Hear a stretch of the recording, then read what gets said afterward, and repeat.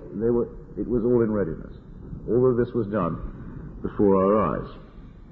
It would be wrong, obviously, and that's why I praise the Bosnians so much for not doing it, to go on saying the Serbs, as I've had to do for the point of shorthand, or the Croats. We know that Serbia and Croatia themselves have been tremendously the losers by the imposition of dictatorship on themselves.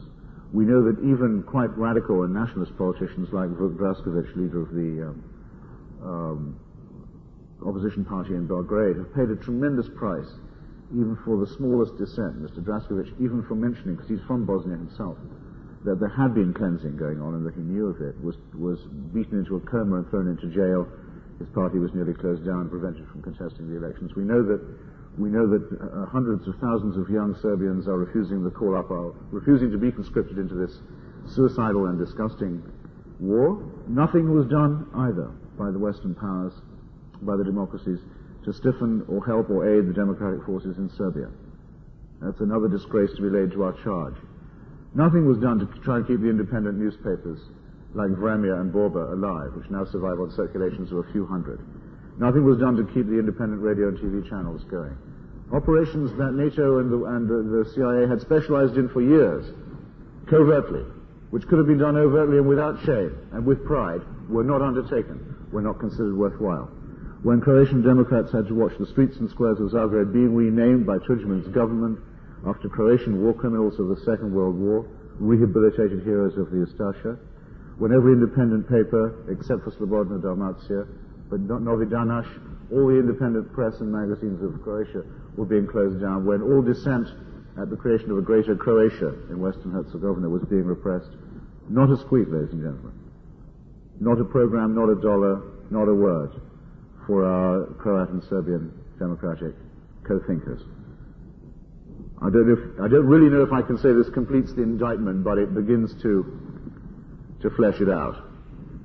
The people like Sergej Popovic, the human rights lawyer in Serbia, who in his time has defended practically every Serbian dissident, including people who are ex-dissidents and now in power, who probably did more than any one single person to make a democracy, attempt a democratic transition for post-communist Yugoslavia, who now very bravely, openly calls for the military defeat of the Serbian army, something that's very tough to do in time of war, as some of us know from other experiences. People like him and people like Ivo Banac, the great intellectual of Croatia, who have called for the military defeat of the Croatian irredentists in Bosnia. These are the people who will be heroes tomorrow. They will be remembered, we hope, and we intend, we would like to guarantee, in the same way as Willy Brandt was remembered in the 50s in Germany. But we'll have to, I think, redouble our efforts before we can even begin to think of such a hope as realistic. And yet, when you think of the scale and size and scope of it, and think of what was not done and the opportunities that were missed, it makes one vomit with shame.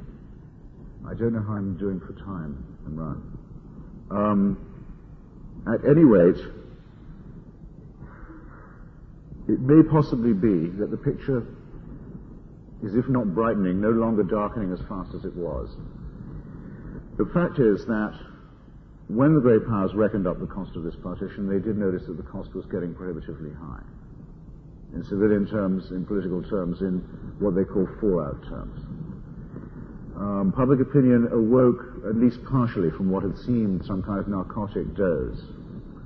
My colleagues in the press, who I had almost given up on during the Gulf War, when, whatever you think of the merits of the Gulf War, the press in certainly North America agreed pro tem to become a megaphone for government policy and a relay station for official propaganda and no more, which is a bad habit to get into, seemed to me to have recovered its nerve. I think that reporters like John Burns and Roy Gutman and Ed Vuliami in and around Sarajevo, and I'm invidiously not mentioning some others I could mention, did very well by the profession and helped keep the issue alive when in every foreign ministry and defense ministry in NATO Europe they were saying between gritted teeth, why don't the Bosnians go away? Why are they still at it? Haven't they been told it's hopeless? Haven't we, in public, told them it's hopeless often enough? Haven't we urged them, go and meet General Mladic and for heaven's sake, no, that wasn't happening. The Bosnian resistance held. Actually, the Bosnian resistance toughened up a bit. The whole thing became a bit of